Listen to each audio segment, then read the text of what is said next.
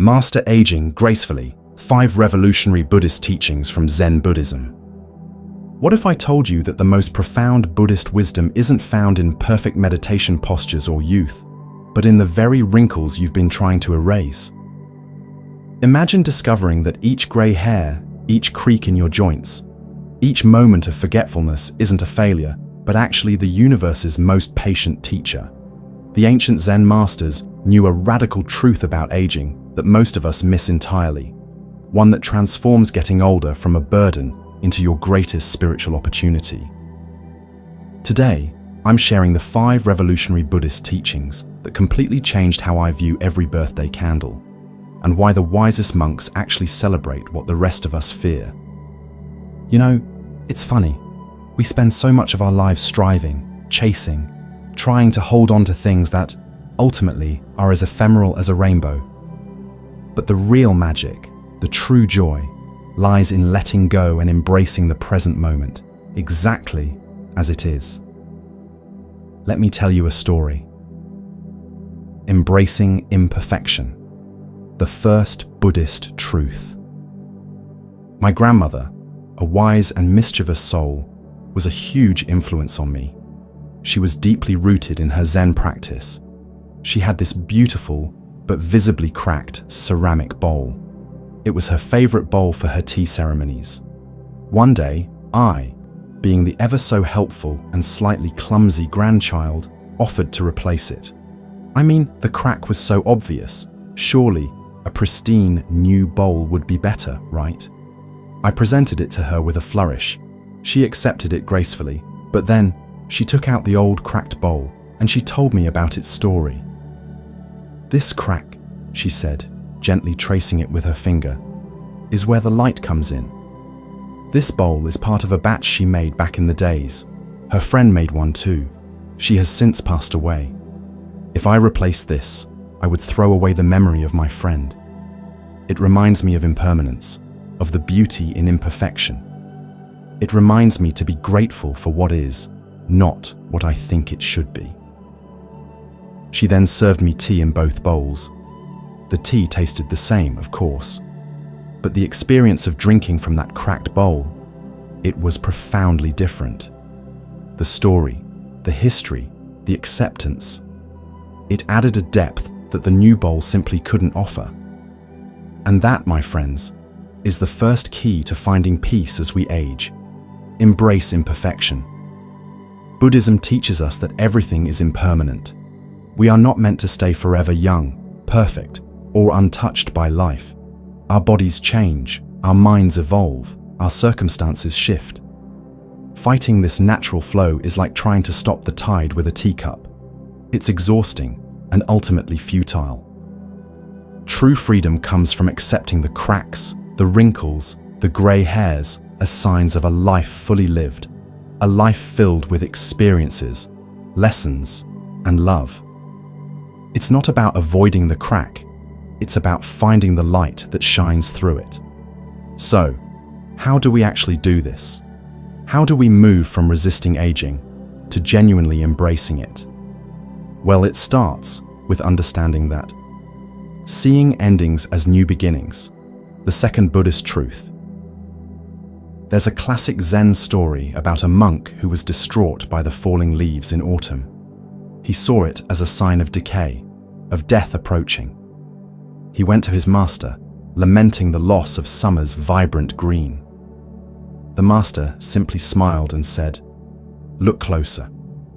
The falling leaves nourish the earth, preparing it for new life in the spring. They become the foundation for future growth." That monk was so focused on what was ending that he completely missed the beauty of what was beginning.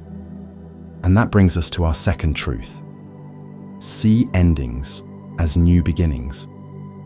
Aging often feels like a series of losses: loss of youth, loss of loved ones, loss of abilities. But what if we reframed these losses as opportunities for growth? What if we saw retirement not as the end of our career, but as the beginning of a new chapter filled with possibilities? What if we saw physical limitations not as a sign of weakness, but as an invitation to explore new ways of moving, of being, of expressing ourselves. Sounds nice in theory, right? But how do we cultivate that mindset? How do we actually train ourselves to see the beauty in impermanence? It's not about positive thinking, it's about shifting our perspective, which brings us to practicing compassion, the third Buddhist truth. I remember a time when I was holding on to a lot of anger towards someone who had hurt me deeply. I spent weeks crafting this scathing letter, pouring all my resentment and pain onto the page, but I never sent it. Instead, I sat with it. I reread it. I realized that the anger was hurting me more than it was hurting the other person. I then took that letter and I made a commitment to myself to burn it and forgive the person. I then committed myself to meditation. Through the meditation, I understood and embraced the suffering they are facing. In the process, I learned the importance of finding forgiveness within myself, which leads us to our third truth: practice compassion. Now, compassion isn't just about feeling sorry for others. It's about understanding their suffering, recognizing our shared humanity, and responding with kindness and empathy. It starts with being compassionate towards ourselves, accepting our own flaws and imperfections. It extends to being compassionate towards others, even those who have wronged us. As we age and inevitably experience more pain and loss, compassion becomes an essential tool for navigating life's challenges. Okay, so we're embracing imperfection, seeing endings as new beginnings, and practicing compassion. But what about the fear of the unknown? What about the anxiety that comes with facing our own mortality? Cultivating acceptance, the fourth Buddhist truth. There's a Buddhist teaching often told in the monasteries about a gardener who was planting seeds. A curious child asked him, "How do you know these seeds will grow into beautiful flowers?" The gardener replied, "I don't know. I have faith. I prepare the soil. I water the seeds. I provide the conditions for growth. The rest is up to nature." The gardener understood that he couldn't control the outcome, but he could focus on creating the right conditions. And that's our fourth truth: cultivate acceptance. Acceptance isn't about resignation or giving up. It's about acknowledging reality, understanding that some things are beyond our control, and choosing to focus our energy on what we can influence. We cannot stop aging, but we can choose how we age. We can choose to focus on our health, our relationships, our spiritual growth.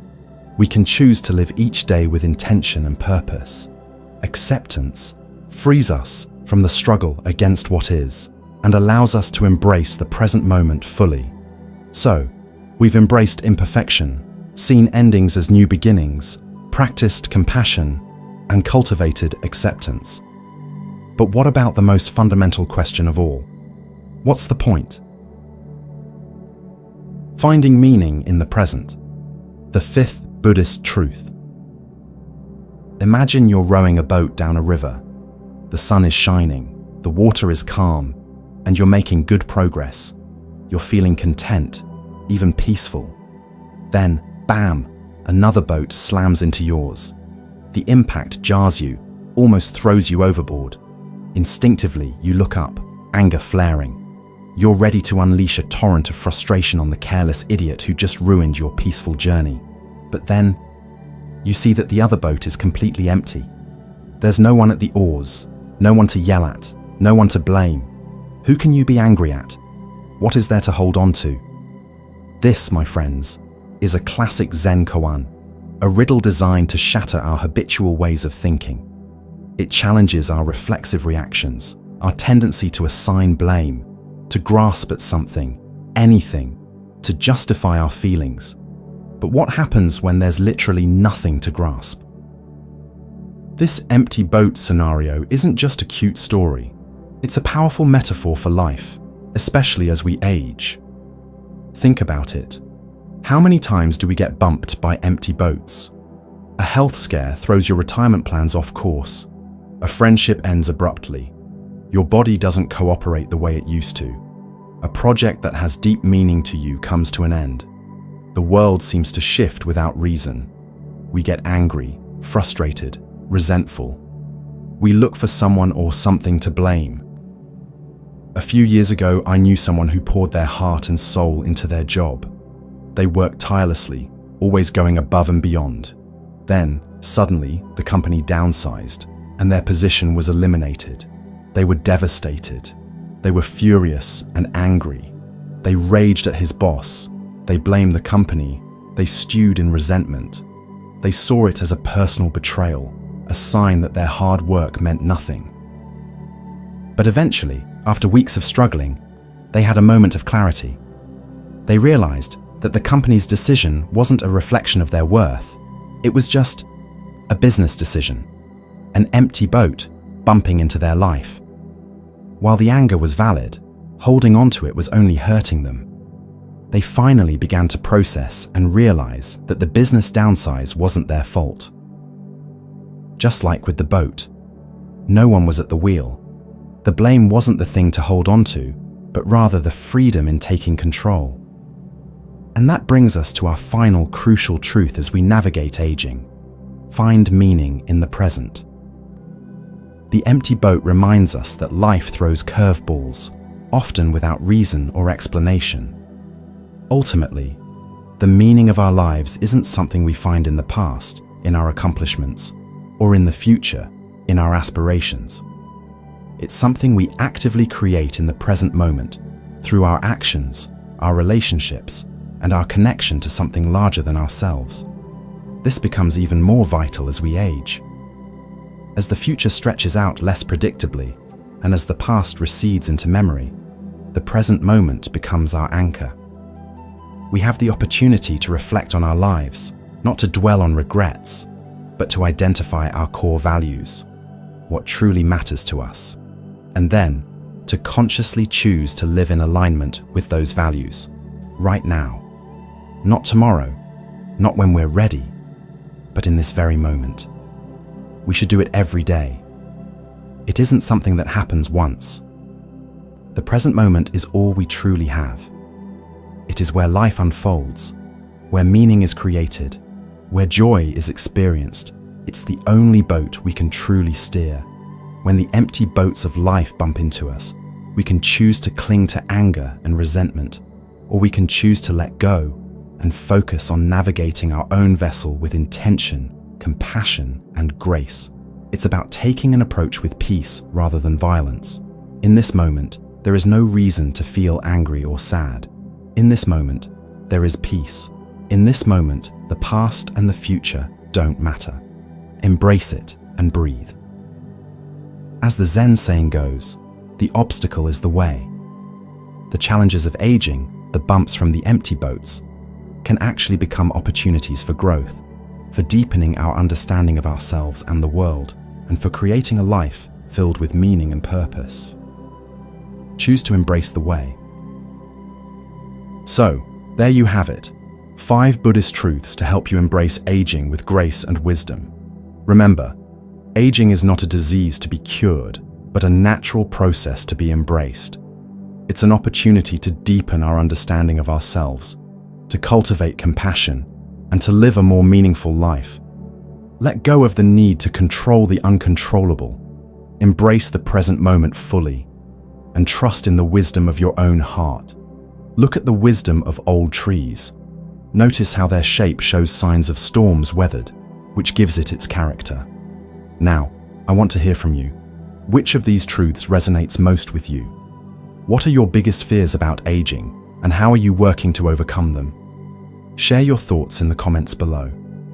Let's create a community of support and wisdom here at Moon Mind Temple. If you found this video helpful, please give it a thumbs up and subscribe to our channel for more insights on living a mindful and meaningful life. And don't forget to hit the notification bell so you don't miss our next video. Remember, you are not getting older, you are getting wiser. You are not losing your beauty, you are transforming it. And you are not facing the end, you are embarking on a new beginning. Embrace the journey, my friends. Embrace the moon mind within.